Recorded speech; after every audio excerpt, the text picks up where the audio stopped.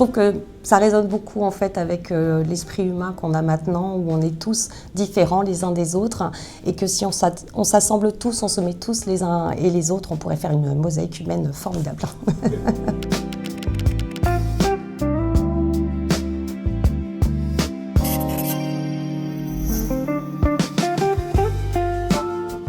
Let's go! Alors, je m'appelle Estelle, je suis mosaïste depuis maintenant plus de 20 ans. Je travaille avec les outils traditionnels du mosaïste, donc ce sont la marteline et le tranchet, et je taille en fait les pierres et les minéraux pour les assembler en œuvres d'art de manière générale, en tableaux muraux. Alors mon style, je le définirais comme non conventionnel.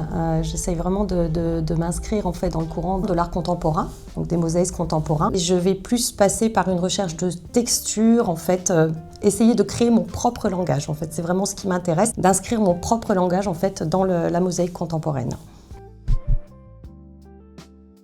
Quand j'ai découvert ce métier, j'ai quand même été bien accompagnée par ma famille et ça c'est vraiment une chance. Et en fait j'ai rempli un dossier pour essayer d'aller dans l'atelier d'un meilleur ouvrier de France qui proposait une formation de 2 mois. J'ai passé 2 mois dans son atelier à créer, à tailler du marbre et ça a été, mais je pense que dès ma première tesselle taillée, ça a été une révélation.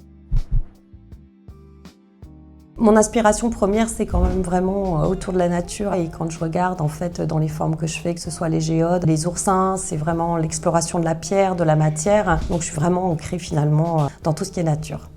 Mais sinon tu peux citer, je sais pas, Odorico par exemple, Klimt aussi, qui reste dans la mosaïque décorative, qui est moins contemporaine. Mais enfin, on commence déjà à s'affranchir vraiment de la mosaïque gallo-romaine quand on arrive sur un style Odorico ou Klimt que j'aime beaucoup. J'en ai plein. Oui, j'ai pas mal j'en ai beaucoup en tête. Les fresques collaboratives, ça c'est vraiment quelque chose qui m'a énormément plu. Donc c'était vraiment animer des ateliers lors d'un été pour proposer en fait alors au départ aux enfants mais aussi aux adultes de quartiers défavorisés. C'est vrai que j'ai vécu des moments formidables vraiment. De pouvoir juste instiller, de voir comme ça des petites étoiles dans leurs yeux le soir quand les parents venaient les chercher, de dire regarde maman ce que j'ai fait et de voir les parents fiers de leurs enfants qui sont peut-être un peu en perdition à l'école ou qui savent pas trop où aller. Ça, c'était formidable, vraiment formidable. Ensuite, il y a eu les collabs, notamment je passe à mon ami Leslie Berthet-Laval, avec qui on a fait une super collab. Et là, on est en train de justement travailler sur une prochaine. Donc c'est une histoire d'amitié au départ et qui a fini sur une belle histoire artistique. Donc ouais, très contente. Et puis après, oui, il y a des œuvres personnelles dont je suis fière aussi. Et c'est vrai que je pense notamment à Minéralité, une des œuvres que j'ai faites il y a 2 ans et demi maintenant. Quand je la regardais après, je me disais, waouh, c'est moi qui ai fait ça? Ah bah dis donc. Je suis pas très réseaux sociaux, donc j'ai Instagram, c'est tout.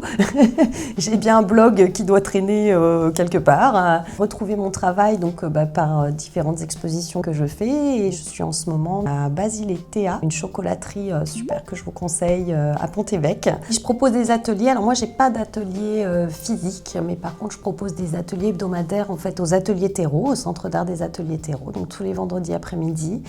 Et j'ai un joli petit groupe qui est très soudé et que j'aime beaucoup et je me fais une joie de les retrouver le vendredi. Et j'ai bien l'impression que c'est un plaisir partagé. Très prochainement, il y a un atelier le 9 avril qui va se dérouler à l'Orque Assassine, dans le 7e. Donc je suis ravie d'ailleurs que les propriétaires m'aient conviée à animer cet atelier, parce que ça va être très sympa.